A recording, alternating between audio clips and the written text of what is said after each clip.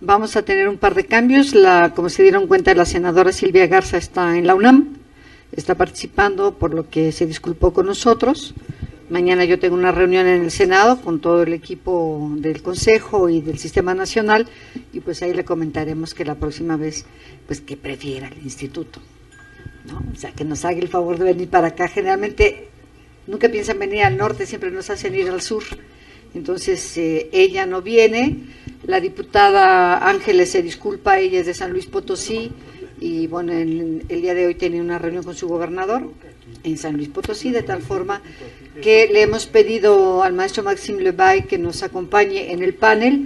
Estará como previsto el doctor Mayagoitia, el ingeniero Sandoval, el maestro Lebay y su servidora, y vamos a platicar a lo largo de 1 hora y media, más o menos, un par de horitas, depende de lo que ustedes quieran preguntar, intervenir, etcétera. Fundamentalmente con la participación en primera instancia del doctor Mayagoitia. Le pediríamos después al ingeniero Sandoval que nos dé la perspectiva del sector empresarial. Continuaré con la postura de México ante los acuerdos de París, y terminaremos con Maxime, que nos va a hablar sobre lo que Francia, que fue el país fuertemente impulsor de estos acuerdos, cómo lo está viviendo y cómo lo vivió previo a la COP. Así que sin más, doctor, le va a tocar a usted. Gracias, te lo dejo, te cedo el micrófono. Muchas gracias, doctora. Bueno, pues quiero presentar una brevísima síntesis curricular de los 4 panelistas, que créanme es extensa. El doctor Héctor Mayagoitia Domínguez, coordinador politécnico para la sustentabilidad y responsable de los proyectos Instrumentación y Operación de Planes y Programas Ambientales del Nuevo Aeropuerto Internacional de la Ciudad de México, IOPA, etapa 2016-2018, Instrumentación y Operación del Manejo Integral de Residuos Vegetales generados durante la construcción del Nuevo Aeropuerto Internacional de la Ciudad de México, etapa 2017-2018, PROVERDE. Secretario Ejecutivo del Comité de Vigilancia Ambiental del Nuevo Aeropuerto Internacional de la Ciudad de México. Miembro del Consejo de Vigilancia sobre la Contaminación Atmosférica de la Ciudad de México. Miembro del Consejo Asesor de la Comisión Ambiental de la Megalópolis. Miembro de la Comisión de Ecología y Medio Ambiente de la Fundación Miguel Alemán. Representante académico en la Comisión de Cuenca en la zona metropolitana del Valle de México. Miembro del Consejo Técnico de la Confederación Nacional Campesina, exdirector de Educación Ambiental del Departamento del Distrito Federal, exdirector del Centro de Educación Ambiental Ecoguardas, exdirector general técnico de la Comisión Coordinadora para el Desarrollo Rural del entonces Departamento del Distrito Federal, exdirector general del Consejo Nacional de Ciencia y Tecnología, exdirector general del Instituto Politécnico Nacional, exgobernador constitucional del Estado de Durango, exsenador de la República por el Estado de Durango, exsubsecretario de Educación Media, Técnica y Superior, exdirector general de Educación Tecnológica por la SEP, doctorado honoris causa por la Universidad de las Américas, medalla al mérito, Institutos Tecnológicos Regionales, medalla al mérito Lázaro Cárdenas por el Instituto Politécnico Nacional, reconocimiento a la conservación de la naturaleza 2003 por la Semarnat. Actualmente en el Instituto Politécnico Nacional se lleva a cabo la cátedra patrimonial que lleva su nombre.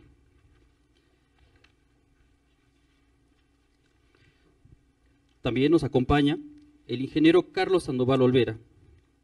Él es ingeniero civil por la Facultad de Ingeniería de la UNAM, maestría en Ciencias Administrativas por la ESCA del IPN, estudios de alta dirección, cursos AD2 del IPADE, presidente del Consejo Nacional de Industriales Ecologistas de México, AC, CONIECO, presidente de las empresas Tubos DISA y Plásticos y Derivados, consejero de las siguientes organizaciones, entre las que se destacan el Consejo de Cambio Climático de México, Cámara de Comercio, Servicio y Turismo de la Ciudad de México, la CANACO, Centro de Estudios del Sector Privado para el Desarrollo Sostenible, del Consejo Coordinador Empresarial, Consejo Ciudad de México de Nacional Financiera, Consejo Consultivo del Agua, Sociedad de Exalumnos de la Facultad de Ingeniería de la UNAM, Subcomisión de Derechos Humanos y Medio Ambiente de la Secretaría de Gobernación y Semarnat, Organismo Nacional de Normalización y Certificación de la Construcción y Edificación 11, Consejo Nacional de Coordinación del IPN del Convenio de Estocolmo, miembro de las Comisiones de Ecología y Medio Ambiente de la Coparmex, Cámara Nacional de Comercio, Servicios y Turismo de la Ciudad de México, Cámara de la Construcción y del Colegio de Ingenieros Civiles de México, entre otras actividades que ha llevado el ingeniero. Nos acompaña también la doctora Norma Patricia Muñoz Sevilla, presidenta del Consejo de Cambio Climático e investigadora del CIEMAT, del Instituto Politécnico Nacional. Ella es bióloga por la Escuela Nacional de Ciencias Biológicas del IPN, doctora en Oceanografía Biológica por la Universidad de Marsella, cuenta con un postdoctorado en Bioquímica Marina. En el área de investigación cuenta con 60 artículos científicos y de divulgación publicados, 18 capítulos en libros y 6 libros completos. Ha sido directora y participante de 60 proyectos relacionados con el manejo integral de zona costera, el manejo de los recursos hídricos y el cambio climático, entre otros. Se ha desempeñado como secretaria de Investigación y Posgrado, directora del CIEMAT, directora de Estudios Profesionales en Ciencias Médico-Biológicas, directora del Centro Interdisciplinario de Investigación para el Desarrollo Integral Regional, Unidad Sinaloa, entre otros. Cuenta aproximadamente con 41 reconocimientos por su desempeño profesional. Actualmente es presidenta del Consejo de Cambio Climático e investigadora del CIEMAT. Es miembro del Sistema Nacional de Investigadores en el nivel 1, consejera científica del Consejo de Administración del Fondo Ambiental del Instituto Nacional de Ecología y Cambio Climático. Y también muy sintético el enorme currículum de la doctora. Por último, se encuentra con nosotros el maestro en ciencias Maxime Levey. Se graduó como geógrafo por la Universidad de Haute-Bretagne, Francia, y obtuvo el grado de maestro en Derecho, Economía, Gestión, Administración, Manejo y Economía de las Organizaciones por la Universidad de Bretaña Occidental, en Francia, así como de maestro en Ciencias Políticas y Sociales, con especialidad en Administración Pública por el Centro de Investigación y Docencia en Humanidades del Estado de Morelos. Desde 2016 es su director de área y encargado de la cooperación internacional para la Unidad de Normatividad y Regulación de la Agencia Nacional de Seguridad Industrial y de Protección al Medio Ambiente del sector hidrocarburos, donde colabora con otras entidades del gobierno federal y organismos nacionales e internacionales para la reducción de emisiones de metano en el sector, y participa en el desarrollo de las disposiciones administrativas de la agencia sobre el tema. Es miembro de la Red Nacional de Investigación Multidisciplinaria en Cambio Climático y experto invitado en el tema Medio Ambiente de la Comisión de México-Estados Unidos para el Intercambio Educativo y Cultural, COMEXUS, para el proceso de selección del otorgamiento de las becas Fulbright García Robles. Bueno, pues con ustedes dejamos el micrófono abierto a los panelistas.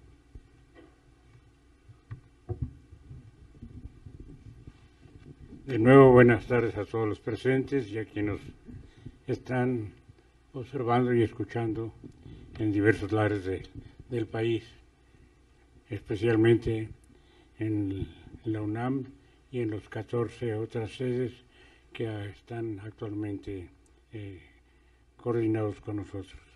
Yo me permití, para abrir boca, hacer unas notas que posteriormente, claro, estarán a su consideración y que podremos, por supuesto, igual que hacemos en la Coordinación Politécnica para la Sustentabilidad, el promoverlas en estos cuadernillos, que 2 de ellos, por cierto, están afuera a su disposición. Le denominé, no es nada nuevo, porque es una compilación de acciones y de planteamientos ya previamente publicados por diversos autores, en hacer un collage propiamente de las acciones nacionales para enfrentar el cambio climático. Entre ellos seleccioné los siguientes: reforzar las acciones de adaptación al cambio climático para disminuir la vulnerabilidad de poblaciones y ecosistemas, cumplir los compromisos internacionales de disminuir la emisión de gases de efecto invernadero, o sea, dióxido de carbono, metano, óxido nitroso y otros, al máximo posible, sin afectar el desarrollo económico del país. Esta misma política debe aplicarse a nivel local. Puesto que el 80% de aceleramiento del cambio climático proviene de la generación y uso de combustibles fósiles, petróleo, gas y carbón, tomar medidas para eficientar ambos procesos. Promover y auspiciar el desarrollo de las fuentes alternas de energía, eólica, geotérmica, solar, maremotriz, biomasa, microhidráulica y nuclear, implementando los incentivos correspondientes para complementar la generación autónoma de energía. Reducir paulatinamente los subsidios a los combustibles altamente contaminantes de la atmósfera, y ya sea locales o adquiridos del extranjero. Promover la instauración de programas de cambio climático en todos los estados de la República, así como los planes de acción climática municipales en concordancia con la Ley General de Cambio Climático. Considerando que casi la quinta parte del dióxido de carbono, principal causante del calentamiento global, proviene de la deforestación y degradación de los suelos forestales, reforzar todas las acciones relativas al desarrollo forestal sustentable.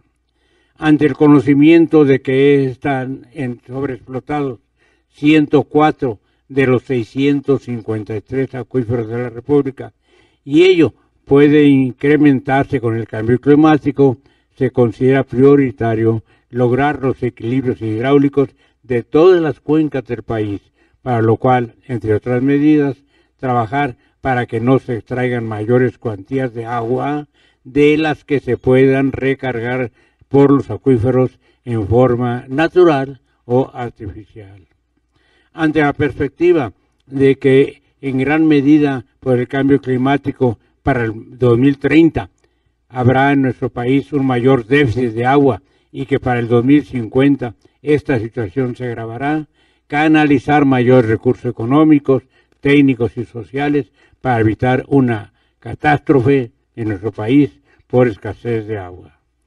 Debido al cambio climático y al crecimiento de la población, la disponibilidad de agua anual por habitante continuará descendiendo, especialmente en el norte del país, por lo que deben impulsarse las soluciones adicionales al trasvase de cuencas, como la captación y uso de agua de lluvia y el tratamiento y reuso de agua residual, conduciendo por lo menos el 10% a la recarga de los acuíferos. Al incrementarse por el cambio climático el índice de evapotranspiración, especialmente en el centro y norte del país, puede disminuir fuertemente la producción de alimentos, agravado por la intensificación de prolongadas sequías y heladas, mientras que en el sureste se pueden acentuar las inundaciones, por lo que deben priorizarse estudios e investigaciones conducentes a desarrollar cultivos con mayor resistencia a estas circunstancias. Promover y apoyar los estudios e investigaciones para enfrentar los problemas derivados del cambio climático, así como priorizar la formación de técnicos profesionistas especializados en las tareas correspondientes a la mitigación y adaptación al cambio climático. Fortalecer todas las partidas presupuestales relacionadas con acciones de mitigación y muy especialmente a las medidas de adaptación al cambio climático. Cumplir estrictamente los postulados nacionales en la Ley General de Cambio Climático, en la Estrategia Nacional de Cambio Climático y en la Estrategia Local de Acción Climática de la Ciudad de México. Finalmente, participar en la elaboración de la sexta comunicación nacional ante la Convención Marco de las Naciones Unidas sobre el cambio climático, que es precisamente uno de los principales objetivos de este Congreso.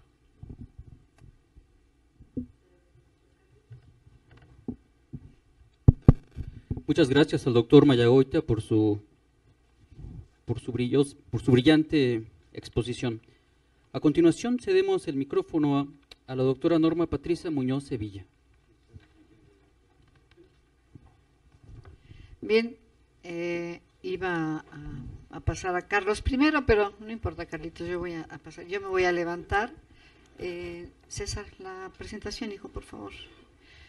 Bien, yo voy a hablar de lo que sucede en nuestro país, de cómo hemos enfrentado y cómo vamos a enfrentar las acciones. En un momento vamos a comentar, déjenme ver cómo, aquí está.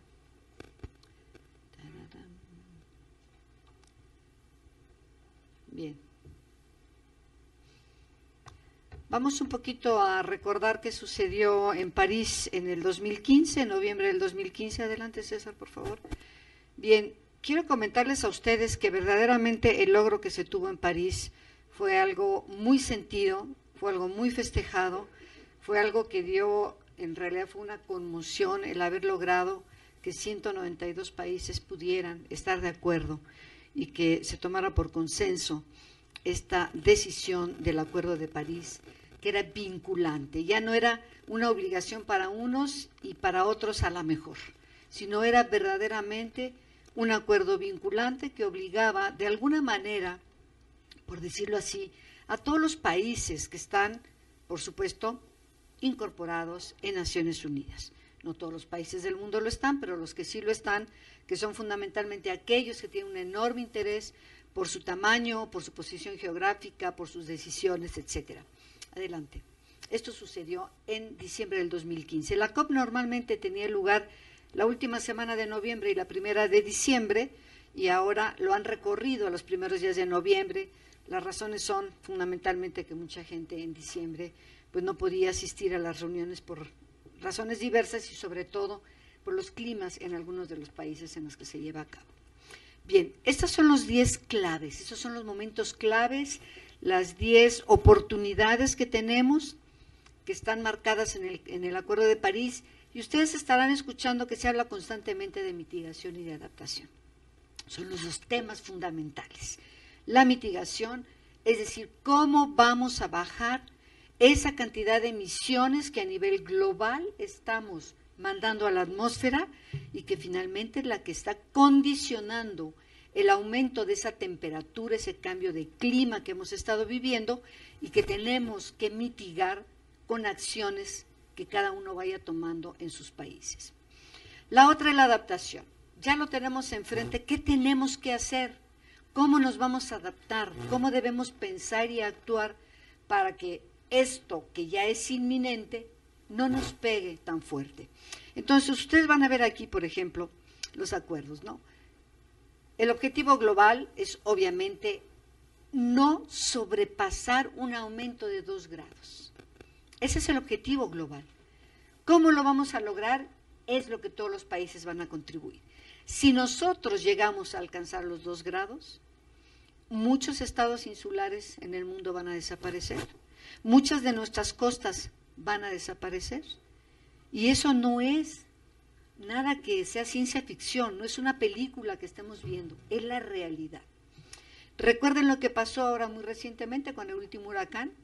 El mar se retiró y quedaron muchos lugares prácticamente sin mar.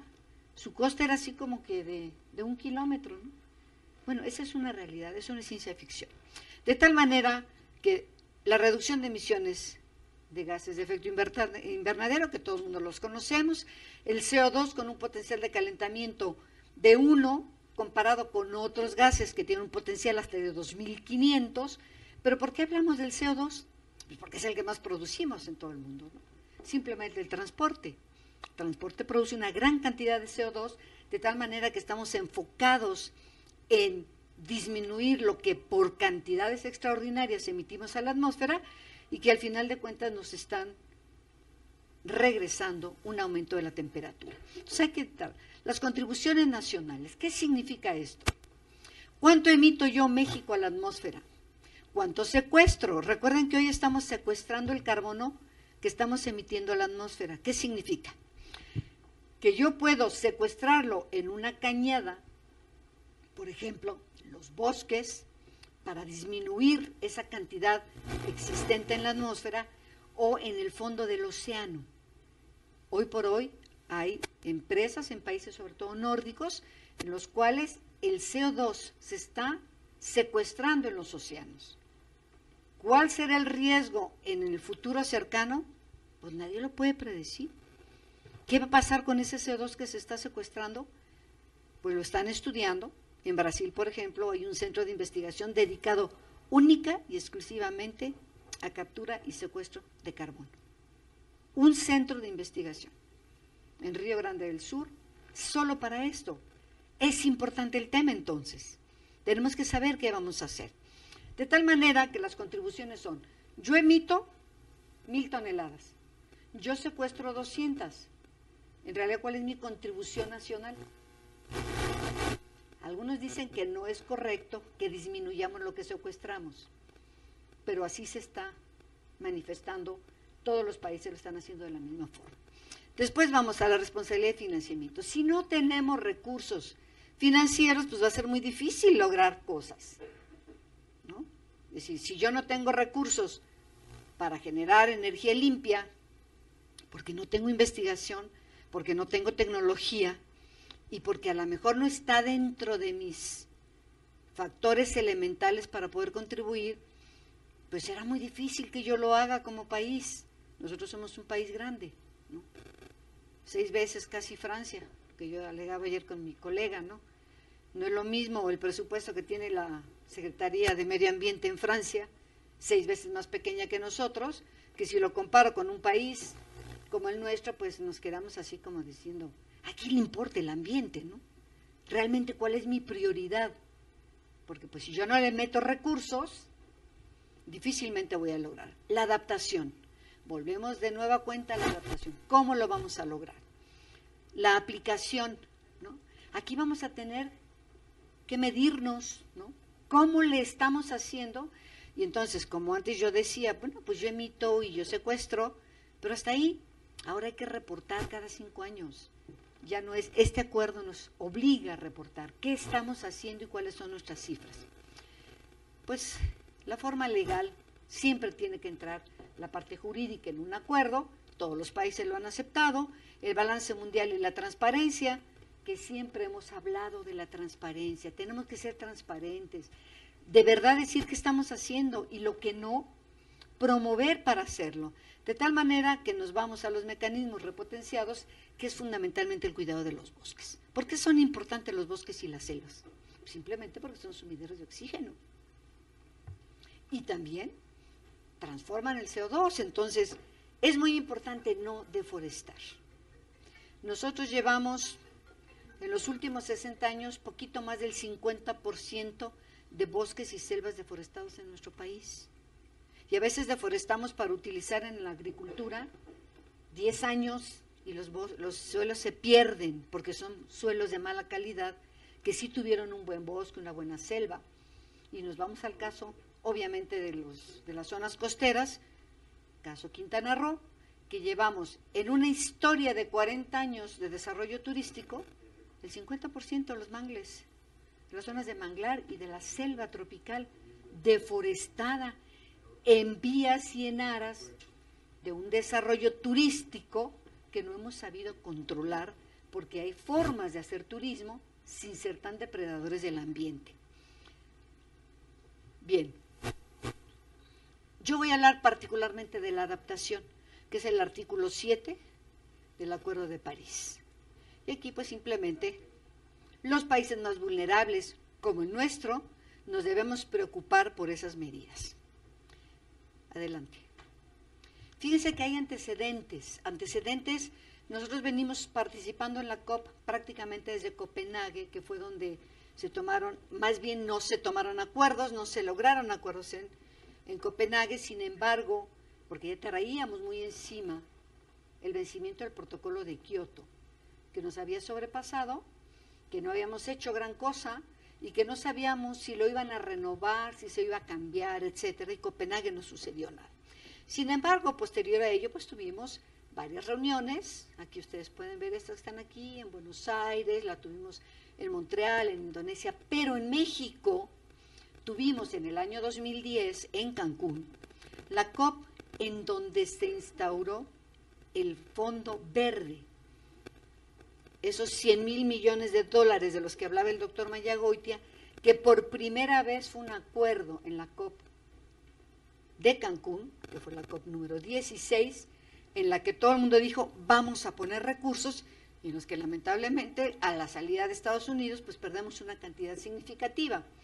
Y esos eran anuales, esos empezarán en el 2020 a fluir para muchos de los países. Y entonces, aquí ustedes ven, ¿a qué nos comprometemos en el tema de la adaptación? Yo no se los voy a leer, ¿no? Pero ustedes lo van a tener, el que quiera la presentación la va a tener. Un compromiso que nos incumbe a todos y que debemos emprender procesos de planificación. ¿Qué significa esto? Si yo voy a hacer un ordenamiento territorial, que es un instrumento de planeación, voy a decir, aquí puedo hacer esto, allá puedo hacer aquello, aquí tengo que conservar, acá puedo producir, pero mi instrumento de planeación, si no tiene un instrumento de gestión que es el manejo, pues ahí se quedó. Yo puedo hacer mi ordenamiento y les puedo decir, aquí en el poli, la alberca es para tal cosa y la UPDC es para la otra y tal. Pero si yo no digo cómo lo vamos a utilizar y qué podemos hacer, pues cada quien es como la selva, ¿no? Cada quien hace lo que puede, en el momento que puede, y no hay una línea conductora. De tal manera que esta parte de la planeación es sumamente importante para la conservación del ambiente. Y por supuesto, tenemos que estar informando qué estamos haciendo. ¿Cuáles son los límites que en ese momento en París se vieron? El punto fundamental en el que todos coincidimos es que el Acuerdo de París no tiene indicadores que nos permitan cuantificar qué tanto estamos cumpliendo.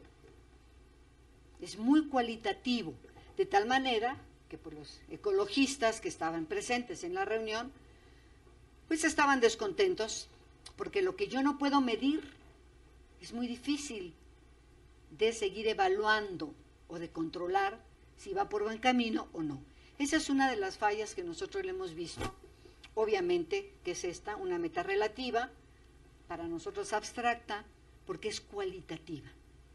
Yo puedo decir que este es un, no sé, es un guinda vermellón X, y decir, no hombre, ese es rojo, ¿no? O lo puede ver, no sé, hasta verde, si es daltónico. Pues sí, confunden el verde con el rojo los daltónicos a este tipo de color. De tal manera que esa es una de las fallas que le hemos visto, pero que verdaderamente tenemos que trabajar.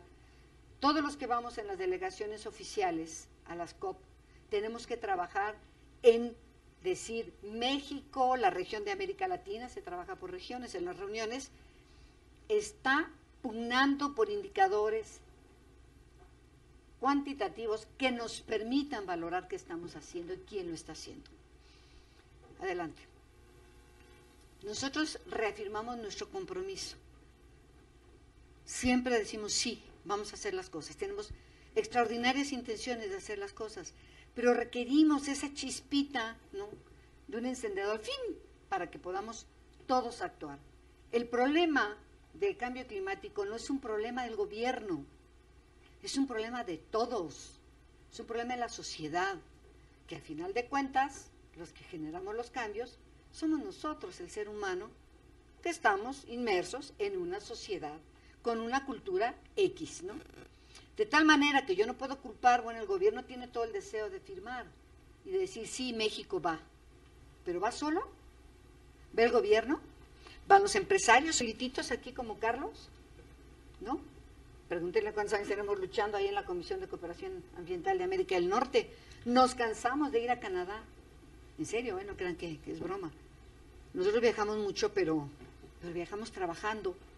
A veces me dice, ay, qué padre que vas a Cancún. Pues sí, pero no llevo ni una bermuda. O sea, voy a Cancún a trabajar. A veces no veo ni el mar, porque llego a los hoteles que están en la ciudad. Entonces, hay compromisos que uno se tiene que hacer uno mismo, personal. Decirle, a ver, gobierno, ¿cómo te puedo ayudar? A ver, Poli, ¿cómo puedo comprometerme? A ver, mi casa, ¿no? A lo mejor están organizados en no sé, en la colonia, en el barrio, en la delegación. Yo me preocupo y creo un grupo. ¿Qué podemos hacer por nuestra colonia? Que eso sería parte de lo que le corresponde a la sociedad civil. ¿Cuántos aquí forman parte de alguna ONG luchona? A ver, levanten la mano. Fíjense, ¿no? ¿Quién firma por Greenpeace? ¿Quién firma por Avast? ¿Quién firma por ACNUR? ¿No? Que todos los días les aseguro que el que tenga Face le llegan. Firme para salvar las ballenas, porque sin las ballenas vamos tal. Ah, pero si les mando un cuate, oye, vámonos en la noche a tal fiesta. Ay, sí contesta, ¿no? Los de Avast, ¿no? La gente que está muriéndose en Siria, por ejemplo. ¿Qué nos preocupa si Siria está re lejos, no? No, nos debe preocupar todo lo que sucede alrededor. Hoy por hoy están mandando una petición, por ejemplo, los de Avast. ¿Y quién la leyó? ¿Quién se anexó? ¿Quién sabe cuántas ONGs hay en la ciudad? No les hablo del país, en la ciudad. ¿Quién conoce que, por ejemplo, en Baja California Sur hay una ONG que se llama Isla, o otra que se llama Niparajá, y que son los que lucharon porque la isla Espíritu Santo, un ícono de la paz, no fuera entregada al turismo? Obligaron al gobierno del estado a que la comprara porque ya la habían vendido. Las islas dicen que son propiedad nacional, ¿no? Son de la federación, pero ya la habían vendido. ¿Quién la vendió? ¿Quién sabe? ¿No? Pero pelearon hasta que lograron que esa isla quedara en beneficio del ambiente, de las comunidades, de la lobera, de las ballenas, de Talalán, y por ende de la propia población. Pero eso no lo hacemos todos, o sea, queremos que el gobierno lo haga. ¿Por qué? Pues porque ahí están en el gobierno. No, no es así. Adelante, César, por favor. A ver, nosotros vamos a ver que los compromisos que México se ha fijado están enmarcados en los 3 sectores fundamentales del desarrollo sustentable, sostenible, que hasta el cansancio dicen, ay, ahí vienen otra vez con su sustentabilidad. Es una realidad. Tenemos que vincular 3 sectores, que son el sector social, el sector económico, ¿no? Y el ambiente.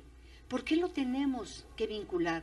Porque tenemos que ser una sociedad que está caminando en equilibrio. Fíjese bien, no hay ningún desarrollo, ninguno, que yo pueda hacer que no afecte en menor o mayor grado al ambiente. No existe. No existe el desarrollo ideal. En algún momento tenemos que, mínimo o máximo, dañar el ambiente. ¿Pero qué es lo mejor? Decirle, a ver, señor industrial, usted sí puede producir, no sé, mezclilla sin tanto colorante. El cómo, yo tengo que decirle el cómo. ¿Y quién le va a decir el cómo? Ustedes. Ustedes que se están preparando en las instituciones para lograr una tecnología adecuada que le permita decirle al empresario o al desarrollador, sí puede hacer su proyecto, pero lo tiene que hacer así. Si usted cumple estas características, adelante, va a impactar lo menos posible al ambiente. Pero no lo hacemos. ¿Cuántos de ustedes son asesores de alguien? Y por su juventud deberían serlo, ¿no? Si yo estoy estudiando en textil, en Esique, y en la misma ESIME, ¿qué hemos generado? Hay que generar, aquí miren, como dice uno de mis colegas de ESIME, es que la ardillita está trabajando, ¿no? La ardilla tiene que trabajar a super velocidad.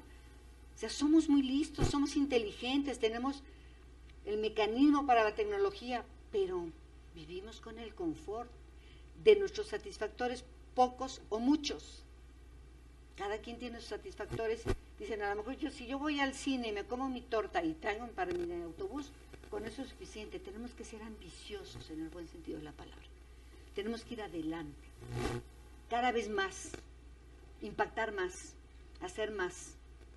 Decir, yo hoy en la noche me acuesto porque hice tal cosa. Voy a dormir tranquilo. Estos son, insisto, no se los voy a leer porque pues no vale la pena. Ustedes los pueden tener, los vamos a subir a la página del CIEMAT. Pero estos son, dale por favor la siguiente, son solamente 7, que en el sector social está México. México dijo, yo voy a hacer esto en el sector social para poder contribuir a esas acciones de adaptación. Que bueno, hay algunas que son verdaderamente impresionantes. Si se van a la número 5, por ejemplo, hace unos días, hubo un mensaje que decían, apóyenos por favor para que el Atlas de Riesgo de la Ciudad de México sea público.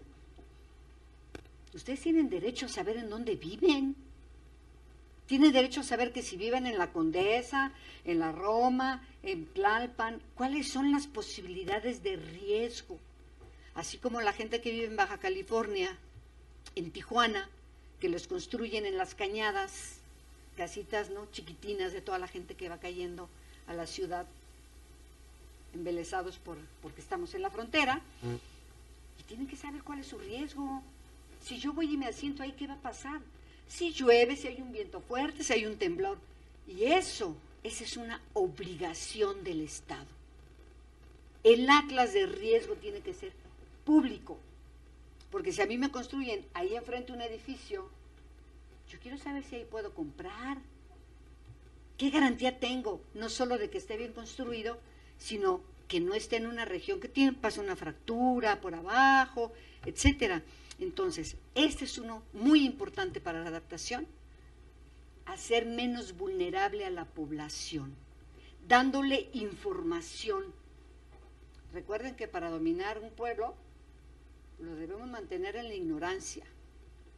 Yo no te doy información y te domino, pero tú tienes información y no te dejas. Por lo menos lees, preguntas, y cada día tenemos que tener más información al alcance de la mano en el sector social. Adelante, por favor, si no me voy a llevar. Y ahora vamos a los ecosistemas. Una tasa de deforestación 0 pretendemos para el 2030. O sea, ya no vamos a deforestar más y vamos a reforestar. Porque ya nos dimos cuenta que la deforestación nos está llevando sequías intensas, incendios permanentes, etcétera. Y pues estamos perdiendo no solamente flora, sino también la fauna. Cuando se me incendia un bosque o talo un bosque, pues los pobres animales, que nadie piensa en ellos. ¿Cuántos de aquí usan popote con su bebida? Ay, me dice que nadie, ¿no? Bueno, los popotes son lo más terrible que puede haber para los océanos y para los organismos marinos. Ballenas, delfines, tortugas. Si ustedes vieran cómo sacan en Sinaloa mis colegas del Centro de Investigación del Poli, a las tortugas con los popotes metidos así en las narinas, sí es una pena. ¿Por qué? ¿Para qué quieren un popote? Pues tomen del vaso, tomen de la botella. ¿Pero por qué un popote? 8 círculos en el océano mundial de grandes concentraciones de plásticos, toneladas y toneladas de plástico que ahí están y que ahora se están haciendo microplásticos que al rato los van a comer ustedes con el pescado. Así de sencillo. En Huatulco, una de las playas a nivel mundial certificadas, ya hay aves con microplásticos. Bien, los ecosistemas súper importantes, lo que decía el doctor Mayagoitia, las cuencas. ¿Qué estamos haciendo con nuestros ríos? Mencióneme a alguien un río que conozca de aguas cristalinas en este país. Pues nadie, ¿verdad? A lo mejor por allá arriba por Krill, cuando nace, y apenas un pedacito, porque cuando empieza a bajar, lleva de todo. Entonces, hay que cuidar nuestras cuencas, la calidad del agua que traen, porque de ahí nos estamos nutriendo. Por supuesto, restauración de ecosistemas. Hemos destruido muchos ecosistemas. Dale, César, por favor, hijo. Me voy a ir más rápido. Ya me está viendo Max. No, dale al anterior. Que todavía vamos al 6. Programas de acción y conservación de especies prioritarias. Tenemos especies que son emblemáticas y especies que son prioritarias. emblemática, la vaquita marina. ¿Alguien ha visto una vaquita marina en su vida? Ni yo que me he paseado por todo el Golfo y el Alto Golfo de California, con barcos de marina. Pues me la enseñan en foto y los pescadores, pero yo haber visto una vaquita en la Autónoma de Baja California, porque tienen un programa de protección y quieren ver si se pueden reproducir en cautiverio. Pero que yo la haya visto en vivo, jamás. Entonces no sabemos si es un mito, ¿no? Si todavía quedan 40, como dicen en el Alto Golfo, que es un problema a nivel mundial, ¿eh? En el año pasado, en diciembre, en París, me entrevistaron, ¿y qué hace México con la vaquita? Mejor que ni me hubieran encontrado. Bueno, captura de carbono, me queda claro, para garantizar la protección costera, a través de conservación, talala. ¿Y por qué? Porque ya los ecosistemas costeros estamos perdiendo. Tenemos el segundo arrecife más importante del mundo, el arrecife mesoamericano, que compartimos con algunos estados vecinos, estados como países, como son Belice, Costa Rica, etcétera. Y resulta que ahora ya el 25% del arrecife pues ya está blanqueado, ¿no? O sea, ya está muerto. Eso significa el blanqueamiento de los arrecifes, de los corales. Por la temperatura empiezan, el arrecife, el coral es una asociación, ¿no?, de un animal con unas algas, pues las algas se mueren y el animal se muere. Esa es una asociación. Es como cuando yo como pareja, pues ya no me llevo y ahí te ves tú para acá y yo me voy para el otro lado, ¿no? Entonces, no me muero, pero pues él quién sabe. Entonces, la gestión integral del agua es bien importante. Adelante, Cesarina. Y ahora vamos al sistema productivo. ¿Cómo debemos producir?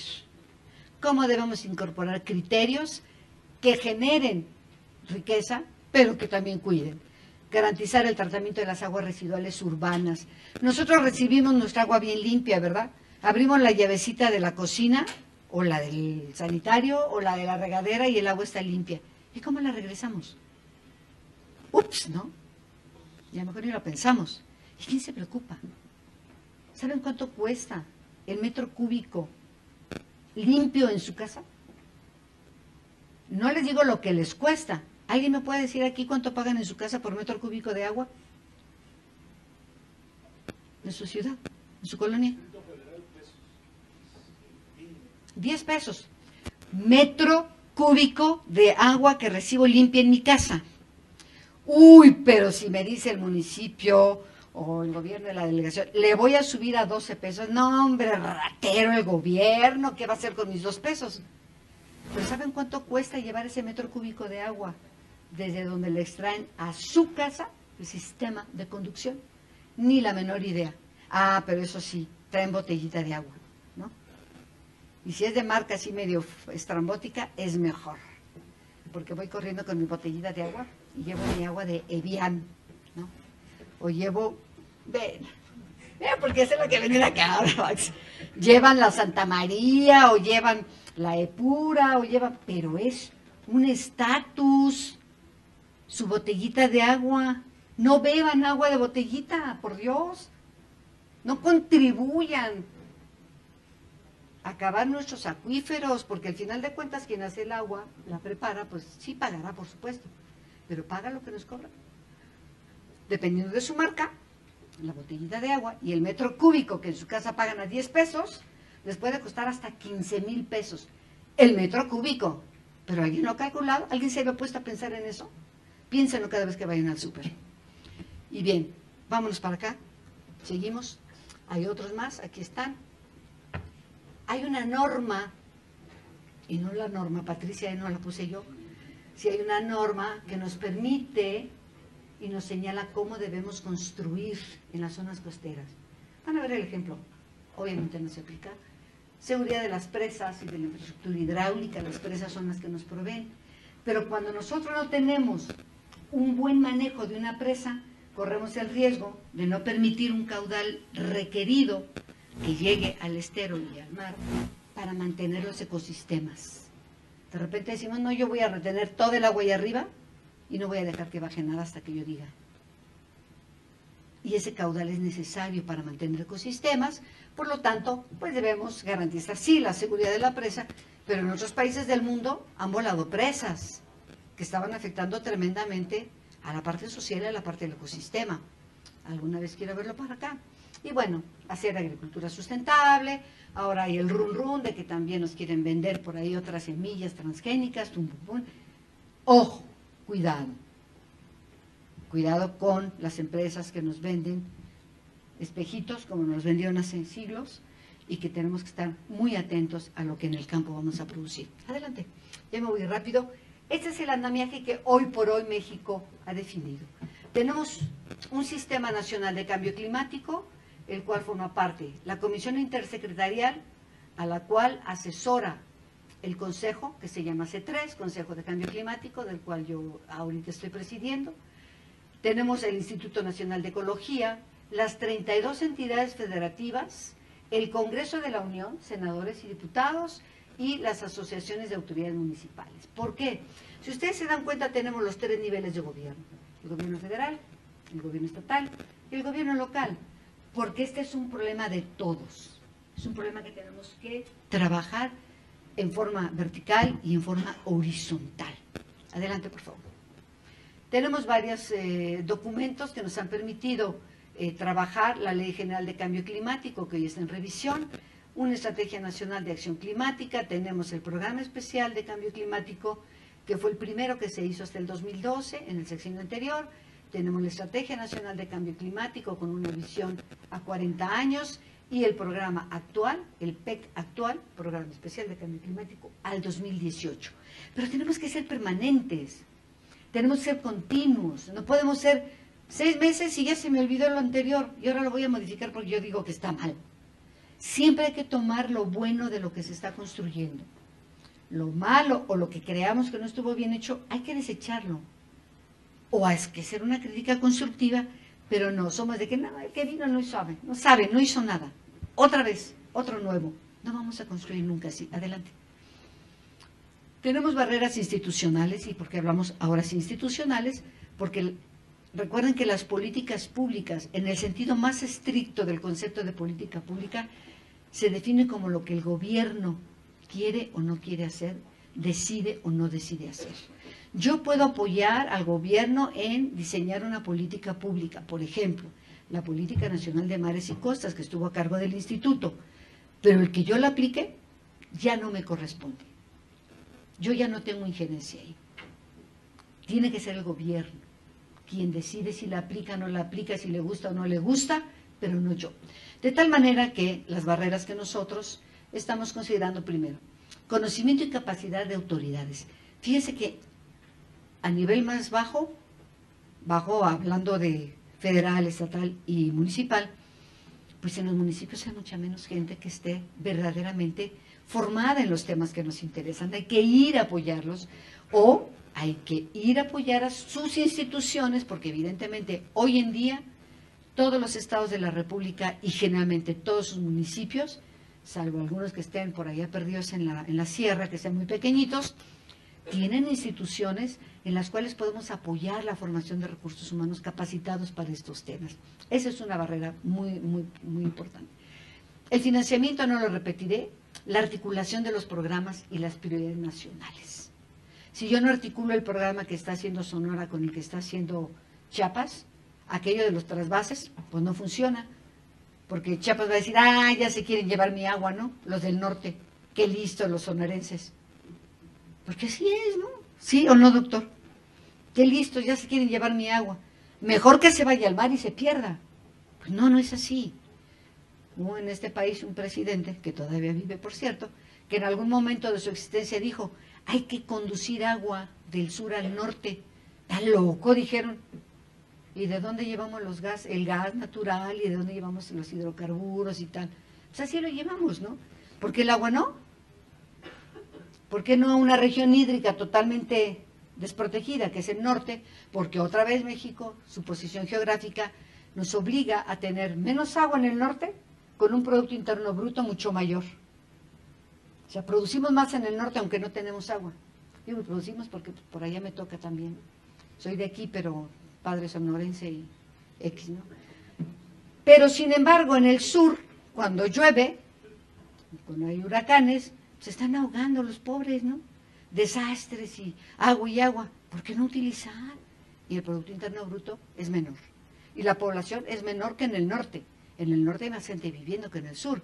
Entonces, tenemos que tener esos programas y esa articulación muy bien definida y sobre todo, ¿qué nos interesa como país? ¿Cuáles son nuestras prioridades? Pero no me las tiene que decir el gobierno. ¿Por qué no se las dicen ustedes? Las prioridades, de acuerdo a nosotros, la vivencia, lo que todos los días sufrimos, el mal transporte, la inseguridad, todo eso hay que decirlo de manera organizada. Adelante, César. Y bueno, muy rápido me voy aquí, el caso de las zonas costeras mexicanas, dale por favor, al que le diga, ay, qué hermoso está, ¿no? Ese es Quintana Roo. Esto es Quintana Roo. Esto es lo que estamos viviendo hoy en día en la península de Yucatán, en el desarrollo de Quintana Roo. Miren ustedes, esta es la costa, miren dónde están los hoteles, miren las albercas, miren este otro, y este que a mí me impresionó, este es producto, estas son fotografías nuestras, estábamos haciendo el atlas de riesgo del municipio de Solidaridad, para los que conozcan Playa del Carmen, que es el municipio que ha crecido más que ningún otro en todo el país, que ha tenido un crecimiento exponencial, pero hoy no hay trabajo. Ahorita no hay turismo y no hay trabajo. La gente vive ahí y a ver de qué vive. Y eso se los digo con conocimiento de causa, porque acabamos de enviar a una estudiante nuestra de maestría que estaba trabajando en el Atlas y que fue a levantar un censo y resulta que la gente que vive del otro lado, obviamente, no aquí, pues no tiene ni trabajo, pero ahí los llevamos. Entonces, esto es lo que ya no podemos seguir permitiendo en las zonas costeras de México. Imagínense si se aumenta, ya no les digo medio metro, que el nivel del mar aumente 20 centímetros, que está aumentando, ¿no? ¿Qué va a pasar aquí? Pues se los van a llevar todos los hotelitos, ¿no? Y toda la gente y la fuente de trabajo. Adelante, por favor. Tenemos algunos esfuerzos que hemos hecho desde la academia. Este programa, como lo mencionó el doctor Mayagoitia, es un esfuerzo iniciado por la UNAM, el Programa de Investigación Nacional en Cambio Climático, que ha agrupado hoy por hoy 14 sedes en todo el país. Estamos de norte a sur, de este a oeste, hoy inaugurando los diferentes congresos en estas sedes. Adelante. Y hemos, por supuesto, desarrollado en colaboración con la UNAM varios documentos. Este es el primer documento que se hizo, que es el Reporte Mexicano de Cambio Climático, que es un reporte que va similar al reporte del IPCC, Panel Intergubernamental de Cambio Climático a nivel internacional, en donde muchos de nuestros colegas han participado en ese panel en UNESCO, en Naciones Unidas, y nosotros hicimos en los mismos temas por grupos los 3 volúmenes que reflejan qué hemos hecho desde la academia en materia de cambio climático. Esos estuvieron el año pasado a disposición de los colegas del Congreso. Si alguien está interesado, en el CIMA todavía tenemos algunos ejemplares. Adelante.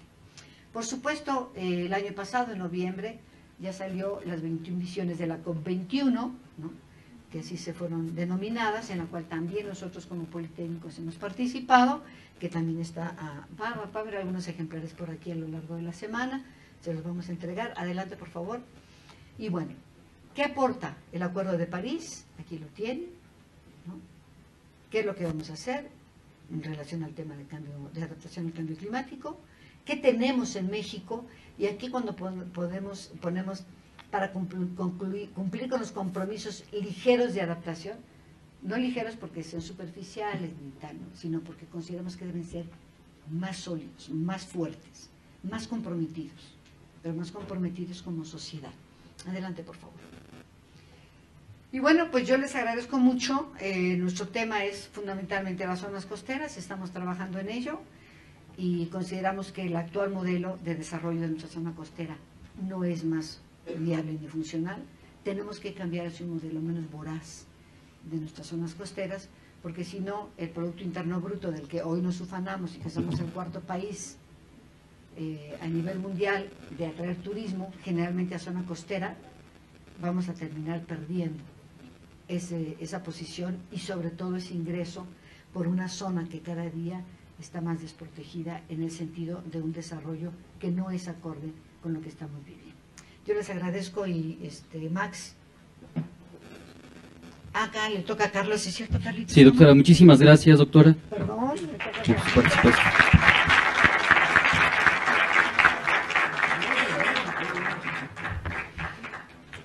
A continuación, cedemos la palabra al ingeniero Carlos Sandoval Olvera. Pues nuevamente, buenas tardes. Muchas gracias por estar aquí en recapitulación de toda la situación que se está dando desde el punto de vista de cambio climático. Yo voy a hacer una referencia fundamentalmente sobre el aspecto del cambio climático y la participación que tiene el sector empresarial. Aquí tuvimos en los acuerdos de París, se tuvo una reunión con el World Business Council, que representa prácticamente todo el sector empresarial a nivel mundial. Y de acuerdo con esta asistencia, se tuvieron algunos compromisos también del sector empresarial. Como ustedes saben, y ya lo mencionó la doctora, la COP de París determinó un acuerdo global sobre el clima que no tiene precedencia. Como es sabido, también más de 200 países se comprometieron a objetivos muy ambiciosos para limitar la elevación de la temperatura global. Este acuerdo requiere que todos los actores, como empresas, gobiernos, organizaciones no gubernamentales y sociedad civil, participen activa y rápidamente para lograr las metas de corto y largo plazo. La iniciativa del sector privado de promover tecnologías de bajo carbón fue muy bien aceptada en París, pero es necesario promover objetivos de largo plazo en dichas reducciones. El Acuerdo de París estableció claramente que no se puede lograr el cambio climático sin fomentar el desarrollo sustentable, y no podemos incrementar la economía de bajo carbón si no beneficia a toda la gente del mundo. Los empresarios pueden avanzar si integran priorizando los objetivos de desarrollo sostenible de Naciones Unidas en sus modelos de negocios. Cada país debe desarrollar sus modelos apropiados para ayudar a sus compañías a entender y a priorizar dichos objetivos. Las empresas pueden complementar los esfuerzos gubernamentales implementando soluciones que se difundan, comprometiéndose a reportar los progresos y continuar mejorando y desarrollando nuevas soluciones. Ahora entraremos a ver cuál es la posición del sector empresarial industrial mexicano. Con respecto a la reducción no condicionada, México se compromete a reducir de manera no condicionada el 25% de sus emisiones de gases de efecto invernadero y contaminantes climáticos de vida corta al año 2030, que parece que está muy lejos, pero ya estamos relativamente cerca.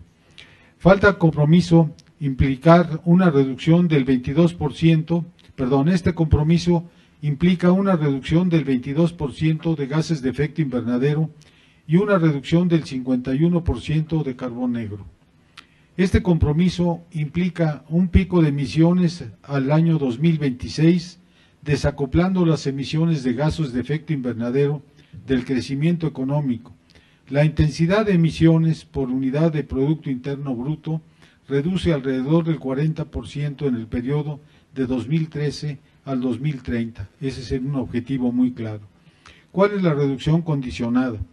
El compromiso de reducción del 25% expresado anteriormente se podría incrementar hasta un 40% de manera condicionada, sujeta a la adopción de un acuerdo global que incluya temas importantes tales como un precio al carbono internacional, ajustes a aranceles por contenido de carbono, cooperación técnica, acceso a recursos financieros de bajo costo y a transferencia de tecnología.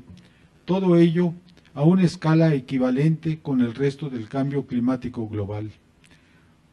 Los no condicionados convierten las metas aspiracionales en metas obligatorias para un país en desarrollo como es México, que cuenta con bajos recursos económicos y un presupuesto del gasto público que viene disminuyéndose continuamente.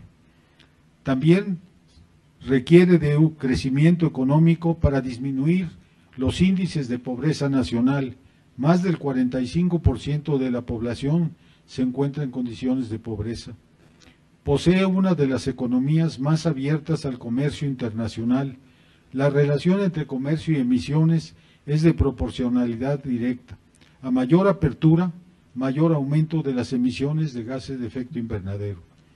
No se ha interesado en las implicaciones del comercio y el medio ambiente. La producción nacional compite bajo una base inequitativa de regulación en materia ambiental. Nosotros decimos que estamos importando gases de efecto invernadero.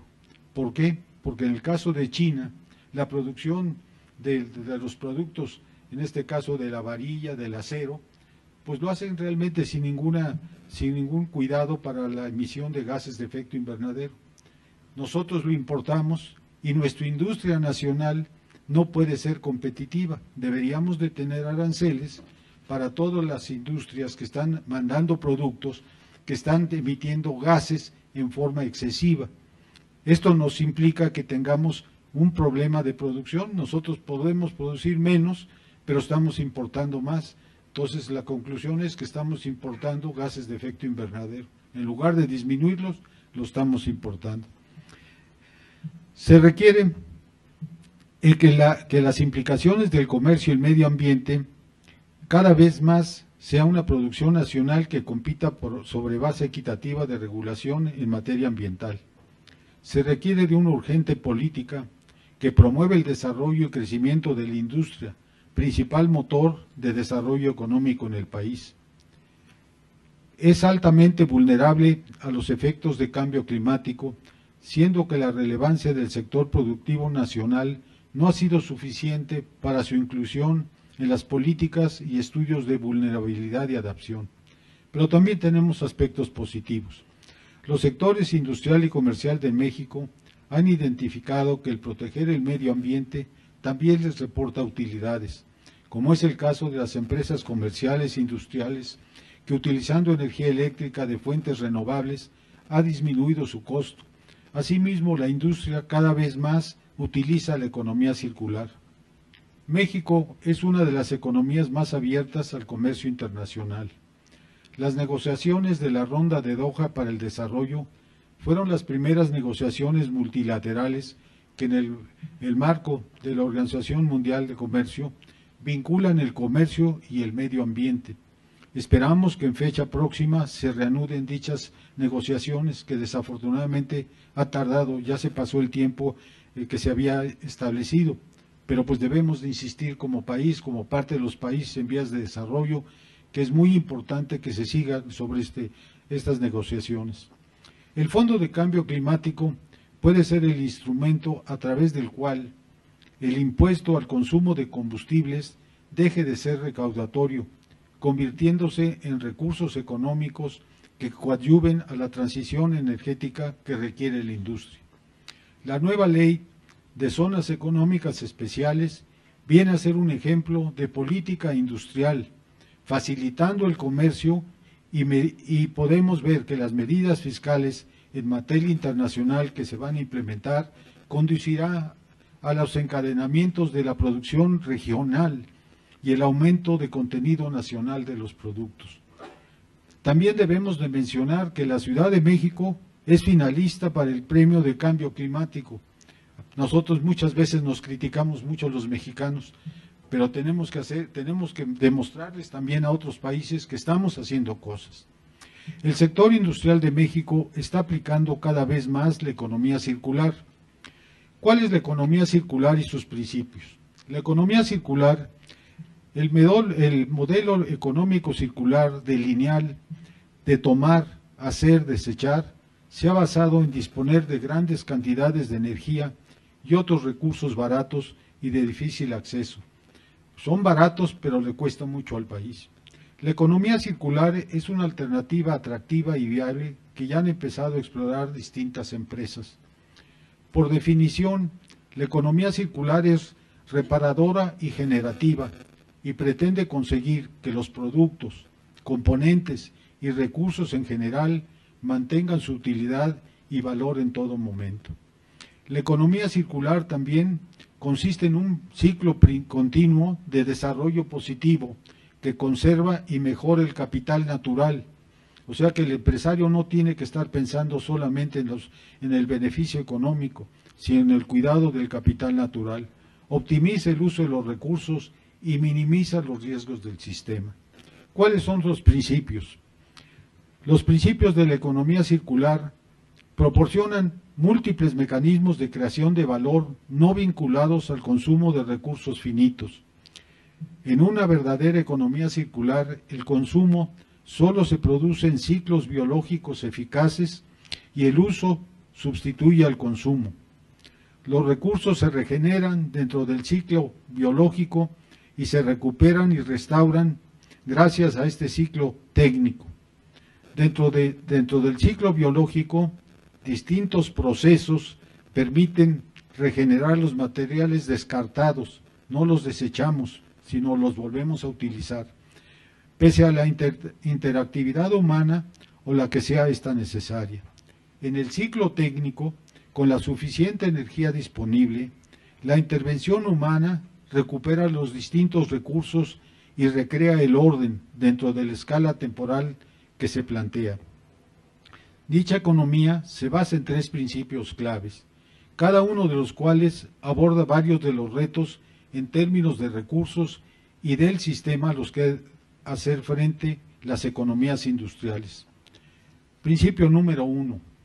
Preservar y mejorar el capital natural, controlando existencias finitas y equilibrando los flujos de recursos renovables, tal como lo mencionaba la doctora Muñoz, que no tenemos que acabarnos los recursos naturales, tenemos que cuidarlos.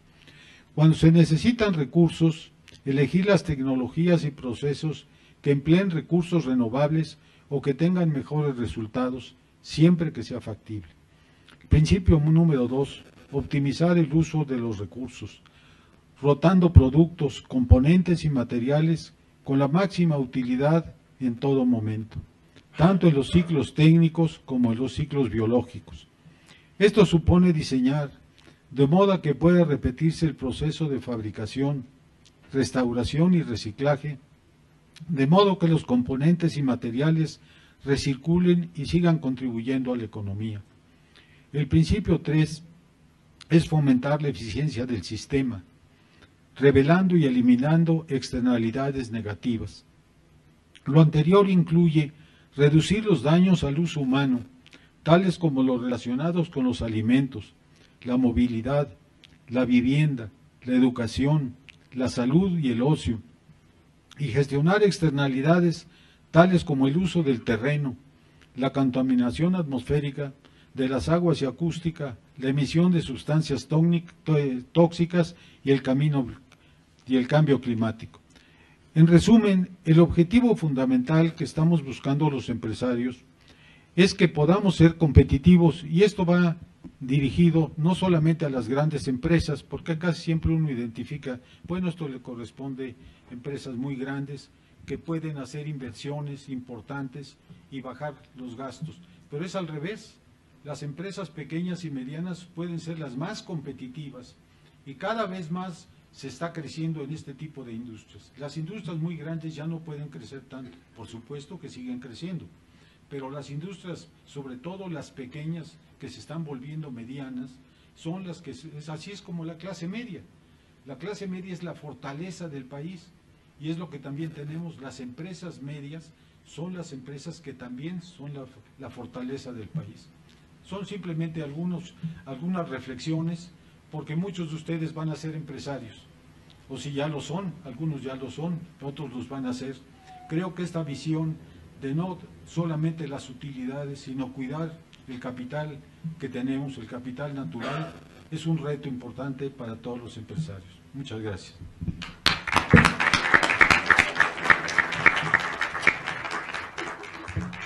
Muchas gracias, ingeniero Carlos Sandoval.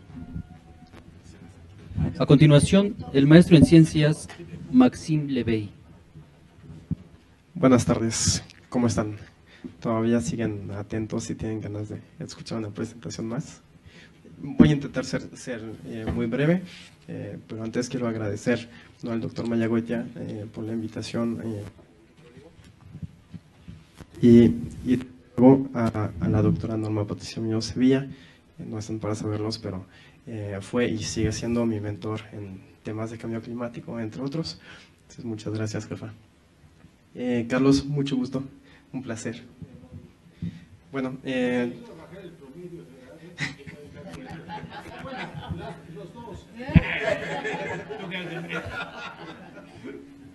un poco nada más. Bueno, a mí me tocó hablar de lo que ha hecho Francia para implementar el Acuerdo de París.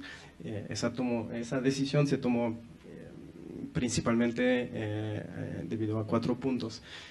Bueno, el primero, soy de Francia, no sé ya cuál es mi primer país, y México o Francia. Aparentemente fui hecho en México, nací en Francia y llevo ya casi la mitad de mi vida viviendo acá. Entonces, pero todavía tengo ese apego hacia Francia. Bueno, segundo punto, Francia fue el país impulsor de la COP21 y del logro del Acuerdo de París. Entonces, bueno, uno tiene que predicar con el ejemplo, ¿verdad? Entonces, ¿qué ha hecho Francia? Si es que ha movido tantas masas y ha hecho tanta comunicación, respecto al Acuerdo de París. Un tercer punto, porque siempre es bueno ver hacia afuera qué están haciendo los demás y ver qué es lo que podemos traer, qué es lo mejor de cada país o de cada entidad para aplicarlo en su casa. Cuando leían la semblanza, bueno, estoy en la unidad de normatividad y regulación de la ASEA.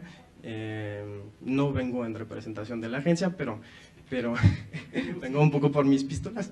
Pero bueno, en el proceso de desarrollo de la regulación hay antes que nada una identificación de las mejores prácticas internacionales, y eso es válido en todo tipo de regulación, y si no lo es, pues ya es de preocuparse. Pero bueno, entonces, ¿qué es lo mejor que hace Francia? Es un poco lo que les quiero platicar hoy.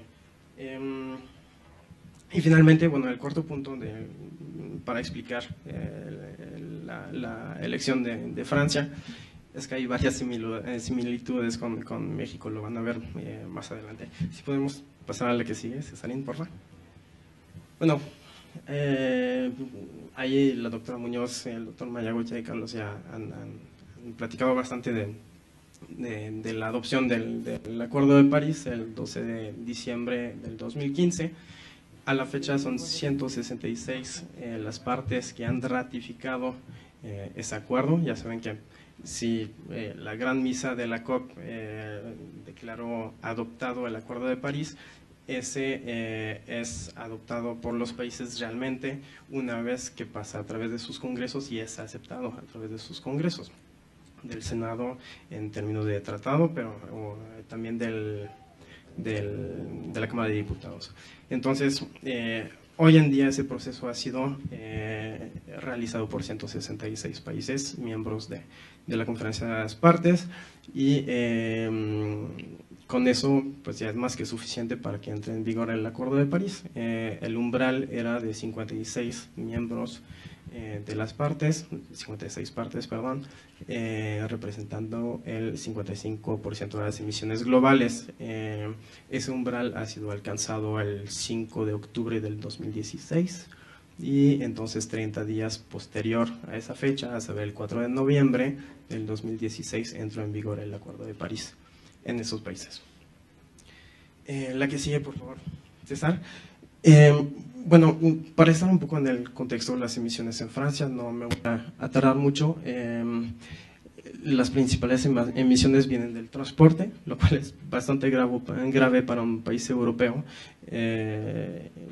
La doctora que ha estado, por ejemplo, en Holanda, sabe que la gente se mueve en bicicleta o en tren, bueno, entonces el transporte en un país europeo no debería de ser una fuente tan importante de emisión, y sin embargo en Francia pues es la primera fuente de emisión. La segunda es el residencial. pues hay inviernos un poco complicados, entonces uno sube la calefacción en su casa y eso obviamente provoca emisiones. Y es la segunda fuente en Francia. Bueno, pero otro punto interesante sobre esa diapositiva es que las emisiones ya están disminuyendo más o menos desde el 1990, a contrario de México. En México se estima que las emisiones van a seguir creciendo hasta el 2030, mientras en Francia ya está disminuyendo la cantidad de emisiones. Eso es importante porque los compromisos que se realizan a nivel internacional son sobre esos datos, sobre datos con los cuales ya se cuentan, y los de México son estimaciones a partir de lo que el Instituto Nacional de Ecología y Cambio Climático ha llamado la línea base de emisiones, es decir, una proyección de las emisiones que va a tener el país en los años por venir, que actualmente la tienen hasta el 2030. Pero bueno, y entonces sobre esas emisiones, el país se comprometió en reducir un 40% sus emisiones con el año base del 1990, un 40% para el 2030 y un 75% para el 2050. Son compromisos radicales. Y obviamente, pues para adquirir esos compromisos, pues es que se tiene que pensar en cómo hacerlo, ¿no? No es nada más anunciar una cifra que se escuche bonita, sino que realmente haya mecanismos para disminuir esas emisiones. Sí, entonces, la que sigue, por favor, César. Bueno, ahí tenemos es una imagen un poco simbólica que les explico grosso modo. A la derecha tenemos a Laurent Fabius, el ex secretario de Relaciones Exteriores de Francia, y a la izquierda la ex secretaria de Medio Ambiente, vamos a decir, la Secretaría de Medio Ambiente en Francia cambia de nombre cada 6 meses más o menos, pero bueno, la ex secretaria de Medio Ambiente, Ségolène Royal. Y bueno, el 17 de febrero, por razones, Laurent Fabius iba a ser presidente del Consejo Constitucional de Francia, entonces estima que ya no puede seguir secretario de Relaciones Exteriores y renuncia a su cargo y a la vez pues renuncia a la presidencia de la COP21. La presidencia de una COP no es únicamente el día de la COP o los días de la COP, sino durante todo el año que sigue del evento de la COP hasta la nueva COP. Y entonces, bueno, ¿eso por qué lo pongo aquí? Porque es muy simbólico. El Acuerdo de París, muchos académicos hemos dicho que el Acuerdo de París será un logro para las relaciones internacionales. Más para temas ambientales, pues el alcance es muy reducido, no hay metas cuantificables, etcétera, etcétera. Todo lo que comentaban los compañeros del panel. Entonces, bueno, tiene una simbología muy fuerte. Entonces, llega la presidencia de la COP y la verdad es que como franceses que conocemos a esa persona, podíamos tener nuestras dudas, pues es una persona sumamente política, no tiene experiencia en temas ambientales previos a su cargo de secretaria. Fue candidata a la presidencia de Francia, etcétera, etcétera. Temas ambientales, pues no tenía experiencia. Y la verdad es que nos llevamos una muy grata sorpresa, porque ha movido el mundo entero respecto al Acuerdo de París, a la COP21, y sobre todo al marco normativo nacional. Pues llegamos a la siguiente, por favor, Cesarín, de la ley francesa de transición energética para el crecimiento verde. En Francia no se requirió de una reforma en materia de energía y pasó una ley de transición energética.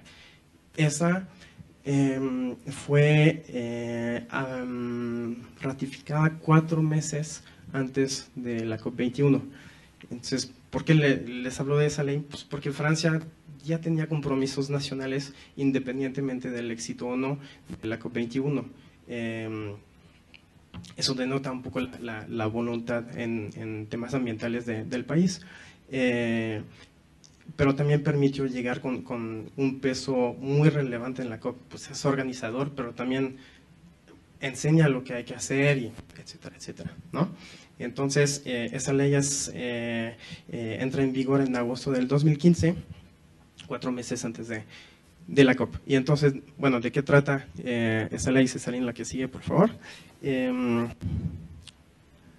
Pues ahí hay un proceso similar al de México, ¿no?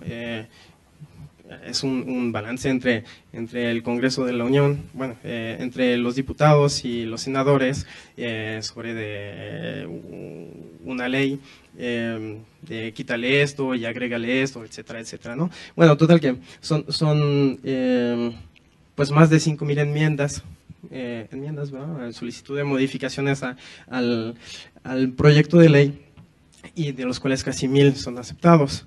150 horas de debate público. Allá todo lo que pasa en el Congreso es difundido a través de una televisora nacional, la cadena parlamentaria, donde podemos seguir en directo o en retransmisión todos los debates sobre todos los temas que se tratan en el Congreso. Y entonces, bueno, al final llegamos a tener esa ley de transición energética, tal vez que se podría caracterizar por 2 adjetivos.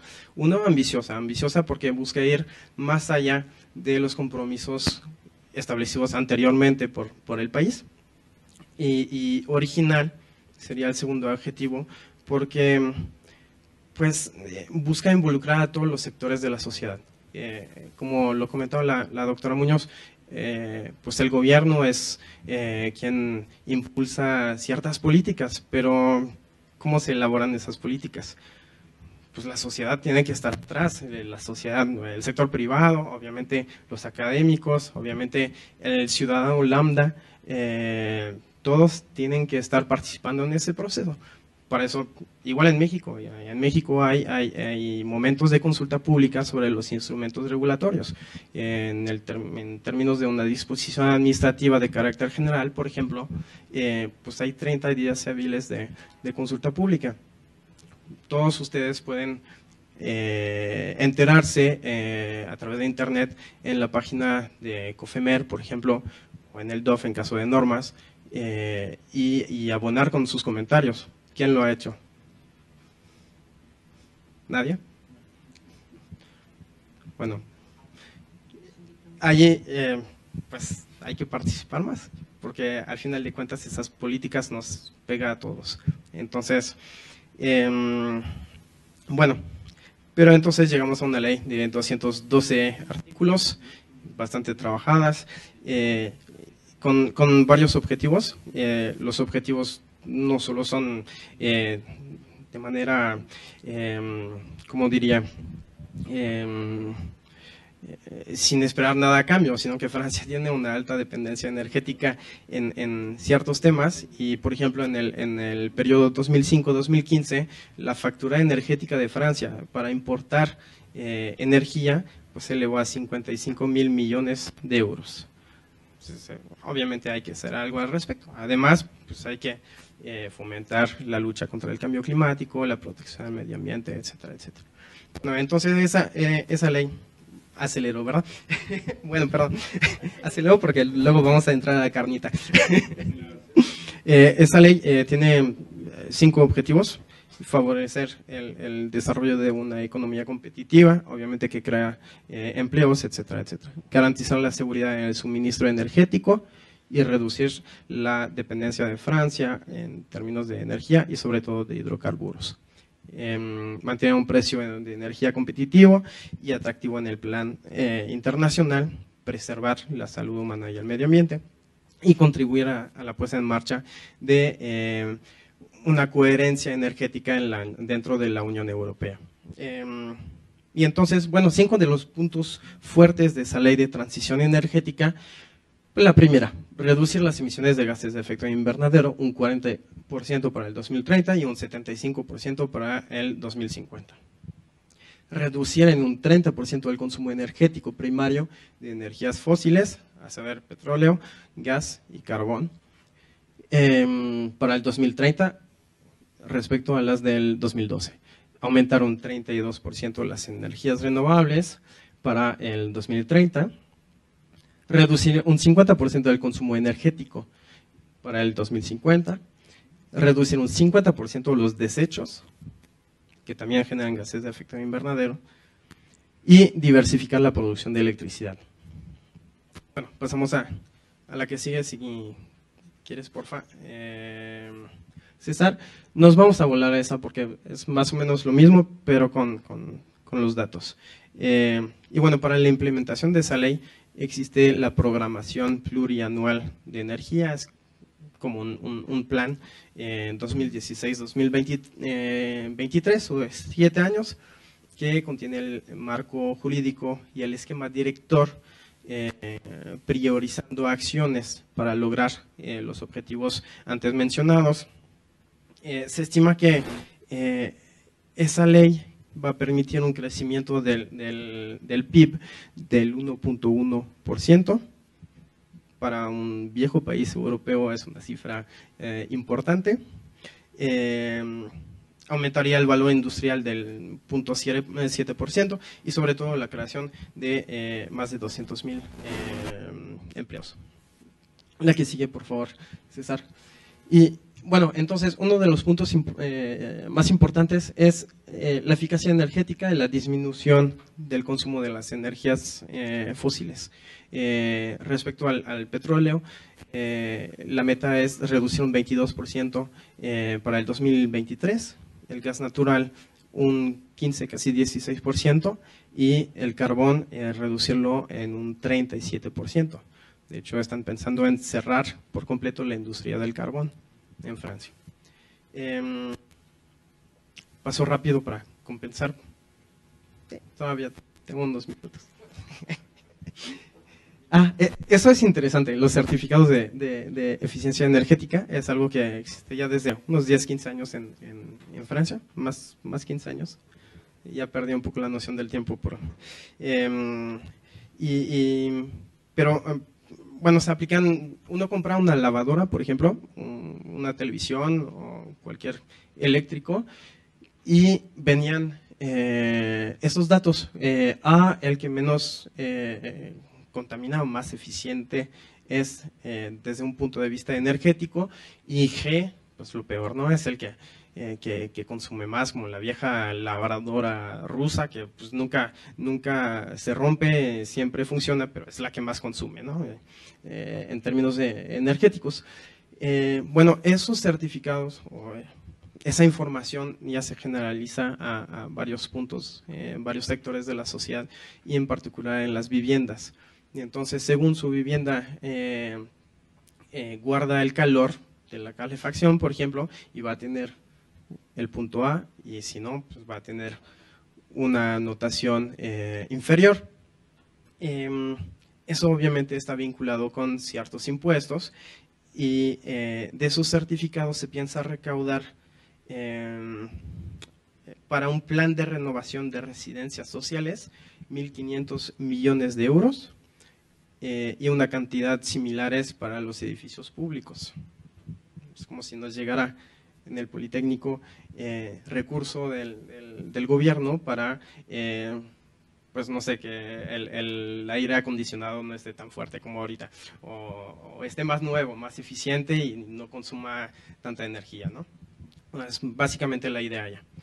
Pasamos a la que sigue, por favor, César. En términos de energías renovables, pues la idea aumentarla en más de un 70%, ya vimos que los compromisos anteriores eran inferiores. Ahí es aumentar más de 70% la capacidad instalada, y para llegar a aproximadamente 78 gigawatts para el 2023. Y eso se va a hacer a través de un plan de licitaciones. Así como la reforma energética aquí en México ha generado licitaciones, pues ahí es básicamente el mismo concepto, ¿no? Hay una licitación para energía solar, una para la eólica marina, y un tema importante, la eólica offshore, a saber, las eólicas que se encuentran costa afuera en el mar. Entonces ya hay más investigación al respecto, y los costos se han reducido tanto los costos de instalación de la eólica como para traer la energía y reduciendo las pérdidas, obviamente, energéticas. La que sigue, por favor. Los transportes limpios, pues vimos que los transportes es la primera fuente en Francia de emisiones. Entonces, pues obviamente hay que atacar esa parte, ¿no? Se busca desarrollar las redes de tren, ya son bastante importantes, pero hay regiones un poco olvidadas donde hay menos población. Es lo que pasa cuando se privatiza una empresa que antes era nacional. Pues en el caso de una empresa privada como es SNCF, pues están buscando reducir costos y entonces ya no quieren pasar en todos los pueblitos como antes. Lo hacía el Servicio Nacional, más hay ciertas obligaciones y requisitos mínimos. Sin embargo, el tren es como uno de los mejores transportes para evitar gases de efecto invernadero, ¿no?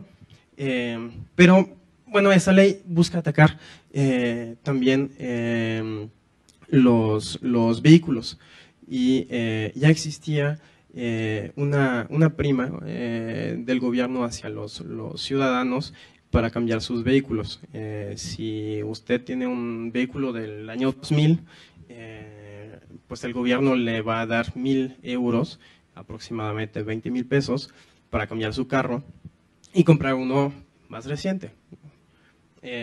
Pues eso se va a aumentar y va a pasar la dotación del gobierno a 2,000 euros, y en el caso de la compra de un vehículo híbrido o eléctrico se van a dar 6,000 euros, aproximadamente 120,000 pesos para la compra de un vehículo, y eso es para todos los ciudadanos. No hay requisitos de ingresos o de programas sociales, no.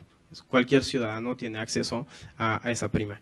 Y bueno, el objetivo es llegar a un parque vehicular para el 2023 de aproximadamente 2.5 millones de vehículos eléctricos e híbridos recargables. También aplica para el transporte de carga, el 3% de los camiones con gas natural, más o menos. Y nada más, pues como un bilan de ese plan es que en el año 2016 el crecimiento del parque vehicular híbrido en Francia en comparación del 2015 ha aumentado un 26%. Entonces, enorme. Pues también se busca atacar los biocombustibles, aunque de manera un poco menor. Bueno, el desarrollo de la infraestructura eléctrica, mayor cercanía a los centros de consumo, mejor eficiencia obviamente en el transporte, en el almacenamiento. Lo pasamos rápido. Un punto importante, considerar los mercados de carbono. México actualmente está trabajando en ello. En Europa ya se cuenta con un mercado muy definido de carbono. No estoy seguro que sea la mejor manera de mitigar el cambio climático. A lo mejor de la inversión privada me van a decir lo contrario. Bueno, pero bueno, en Europa y a través de esa ley particularmente se definió un precio de 56 euros la tonelada para el 2020 y se pretende llegar a un 100 euros para el 2030 por tonelada. 100 euros, estamos hablando por 20, más o menos de 2,000 pesos la tonelada de carbón. Finalmente, la que sigue, por favor, César. La estrategia nacional, igual lo paso muy rápido porque lo importante viene justo después de eso. Bueno, entonces me brinco eso. Y vamos al plan climático de Francia. El año pasado, este año, hubo una transición de gobierno. Los gobiernos en Francia duran 5 años, en términos de la presidencia. Pasamos de un gobierno socialista a un gobierno pues que se quiere una amalgama de varios partidos o de ningún partido. Y bueno, pensábamos que a lo mejor hubiera algunos cambios en términos ambientales. Pues sí lo hubo, pero para bien. El nuevo presidente Emmanuel Macron designó a Nicolas Hulot como secretario de Medio Ambiente. Nicolas Hulot siempre ha sido un activista del estilo Greenpeace o cualquier ONGs que ubiquen como muy vehemente, muy de pelear contra el gobierno, de pelear contra todos en pro del medio ambiente. Bueno, él lo hizo primero como periodista y posteriormente a través, encabezando una ONG. Entonces, no es para nada un político, ¿no? Pero es una señal muy fuerte, es una persona que ha dedicado toda su vida al medio ambiente y pues cambia de la administración pasada. Y entonces es nombrado secretario de Transición Ecológica y Solidaria. Ahí se vincula muy bien el medio ambiente con lo social. Cambia de nombre otra vez la Secretaría de Medio Ambiente, pero y propone un plan climático para Francia. Y ese plan climático, la siguiente, porfa, César. Ajá.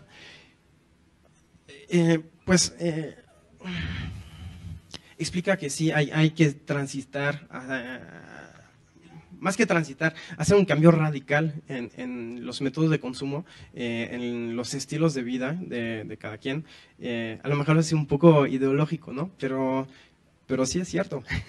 Es que consumiendo de la misma manera, pues ¿cómo vamos a lograr, para Francia, llegar a esos compromisos adquiridos tan drásticos, 40% para el 2030 y 75% para el 2050? Es enorme. Obviamente pues hay que cambiar drásticamente, pero para todos, no únicamente a partir del gobierno, nuestros métodos de consumo. Y para que eso funcione, pues debe ser impulsado por la innovación, por inversión por parte del sector privado, la innovación por parte del sector académico y la creación de empleos para que la sociedad en su conjunto se sienta involucrada. La que sigue, porfa, César. Y entonces, bueno, son 6 los puntos principales del Acuerdo de París, del Plan Climático, perdón. Uno, justamente, es volver irreversible el Acuerdo de París. Pues ya vimos que Estados Unidos a las pocas semanas, meses de haberse adoptado el Acuerdo de París, pues se salió de él. Entonces, y podrían seguir más países, cambia una administración y a lo mejor pues el nuevo presidente o el nuevo encargado del país ya no va a seguir en ese acuerdo. Entonces, hay que encontrar el método de volver irreversible, en ese caso para Francia. Vamos a ver que Francia está impulsando otra iniciativa para que sea global y contemple otros países, ¿no? El segundo punto importante de ese plan climático es mejorar la vida diaria de todos los franceses, es lo que comentábamos. Si la sociedad no se siente involucrada o no se involucra por sí sola, un programa gubernamental no tiene ninguna manera va a funcionar, ¿no? Terminar con la energía fósil y tender a la neutralidad en carbono. Allá respecto, hay una ley en discusión en Francia que se deriva de ese plan climático, que es para el 2040 erradicar la exploración y explotación de hidrocarburos en Francia. Y es el primer país que toma esa decisión. Bueno, me van a decir, bueno, obviamente pues el upstream de Francia no es el mismo que en México. Desde luego, en Francia la producción en territorio nacional de hidrocarburos representa el 1% del consumo. Entonces, es muy marginal y pues sí, como dice el ingeniero Sandoval, pues, es fácil tomar una decisión así. Bueno, es fácil, pero no, porque una de las principales empresas petroleras del mundo es Total y es francesa. Y pelear contra intereses privados tan potentes como los de Total representa como pelear aquí con Pemex, ¿no? Entonces, bueno, es muy complicado, aunque pareciera muy marginal. Y bueno, hacer de Francia la economía economía verde 1 en el mundo. Hay mucho trabajo por adelante todavía, pero va a pasar a través de un presupuesto considerable para la investigación. La movilización del potencial de los ecosistemas y la agricultura para combatir el cambio climático. Hay 2 puntos a resaltar. Uno, Francia ya no va a importar productos que provienen de la deforestación. No sé si han escuchado del aceite de palma. las galletitas que estaban ahí afuera. Bueno, se hacen parte con aceite de palma, que pues provoca, por intereses económicos, la deforestación en Amazonia, en Indonesia, en Borneo es muy flagrante, deforestación para luego poner palmas. Y entonces a partir de esa palma, pues crear el aceite que viene en nuestras galletitas. Y estoy hablando de las galletitas, pero son un montón de productos alimenticios que consumimos todos los días y que contienen ese aceite. Entonces la idea de Francia pues, es ya no importar estos productos. También ahí se van a meter en broncas con muchos intereses privados, pero pues si lo logran también, qué fuerte símbolo, ¿no? Bueno, y la parte de agricultura, bueno, lo paso. Y finalmente, último punto, el fortalecimiento de la movilización internacional del clima, como lo ha venido haciendo Francia desde un poco antes de la COP21. Ahí es involucrar más a las ONGs. Pues básicamente eso. Entonces, sí pasa. Bueno, gracias, César. Ahí retoma un poco lo que comentábamos, a lo mejor agregar la parte de inmobiliaria, que se van a destinar 4.000 millones de euros para renovación, mantenimiento a los edificios que pierdan mucha energía. Lo demás creo que ya lo comentamos antes. Pasamos a la que sigue, por favor. César, el fin de la explotación de hidrocarburos en Francia. La que sigue, César. Gracias. También se plantea prohibir la construcción a nivel nacional de vehículos que utilicen combustibles fósiles, y eso para el 2040. Entonces, toda la producción nacional tendrá que ser eléctrica o híbrida, pero sobre todo eléctrica. Ya llegamos al final, ya casi termino.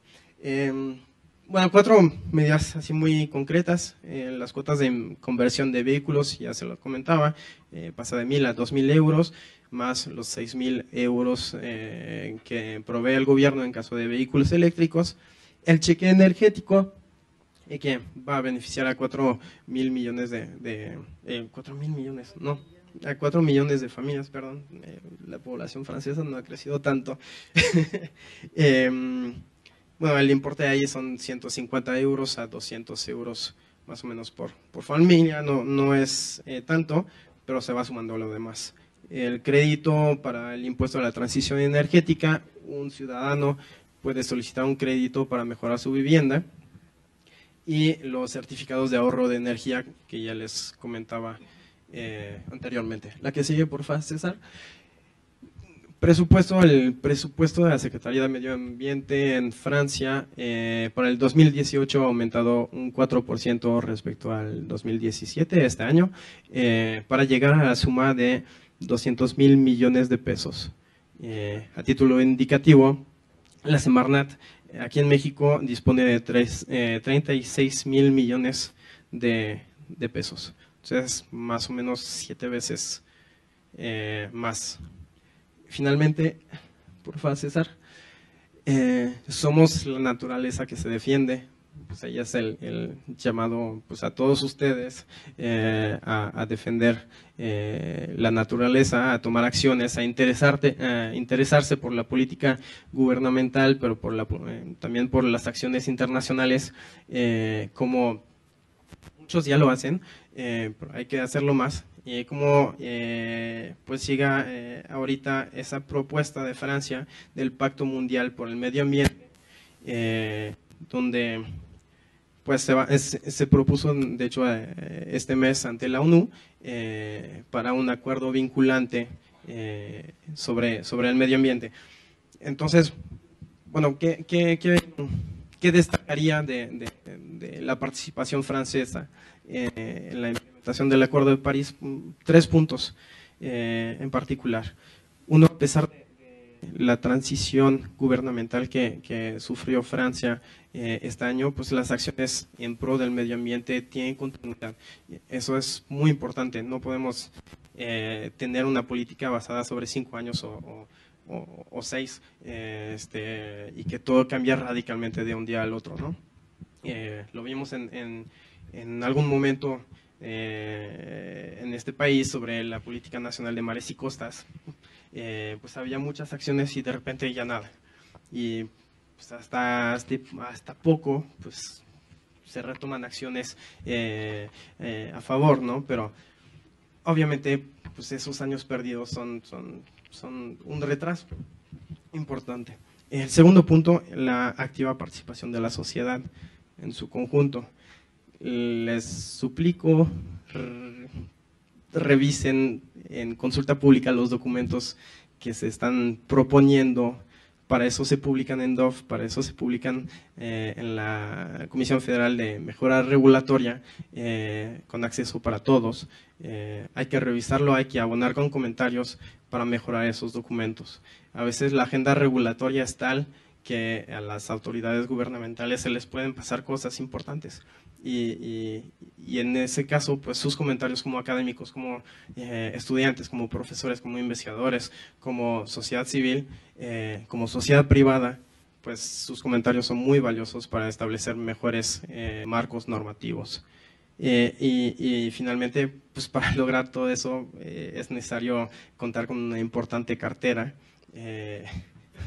Pues sí, sin dinero no se puede hacer nada, pero pues regresamos a lo que comentaba la doctora Muñoz. Hay que revisar las prioridades nacionales, qué es lo que queremos cumplir primero, y a lo que queremos cumplir primero pues hay que asignarle el presupuesto que va con las acciones necesarias, ¿no? Entonces, bueno, estas son las tres medidas que creo que hay que tomar en cuenta de la experiencia francesa. Y pues muchas gracias por todo. Nos despedimos con esa hermosa foto de Bretaña al noroeste de Francia. Nosotros también tenemos muy bonitas playas, nada más que el mar es mucho más frío que aquí, pero a través de todo el mundo tenemos un medio ambiente increíble que hay que cuidar, y pues los invito a hacerlo de la manera más asidua posible. Muchas gracias a todos. Muchas gracias, maestro Levey.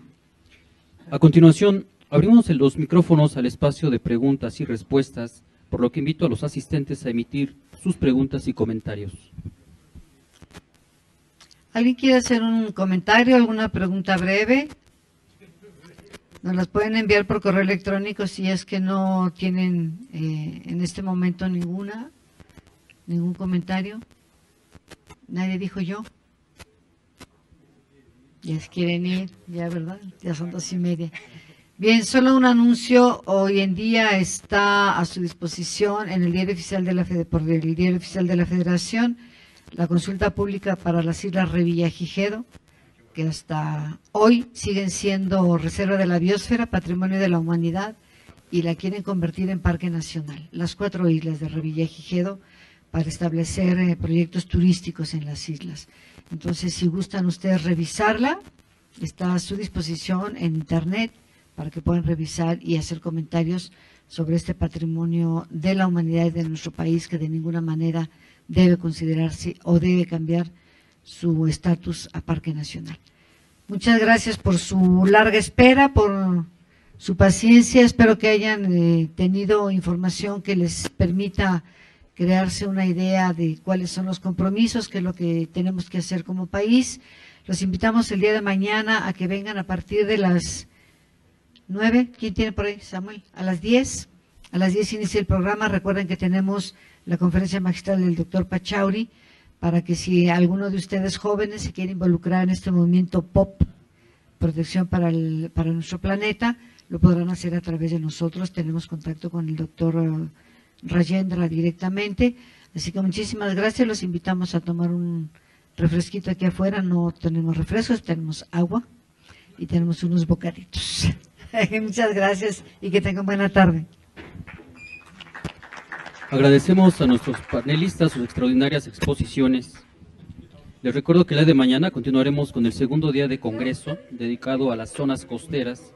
Los esperamos a partir de las 9:30 de la mañana en el registro, y a las 10 dará inicio a la conferencia magistral.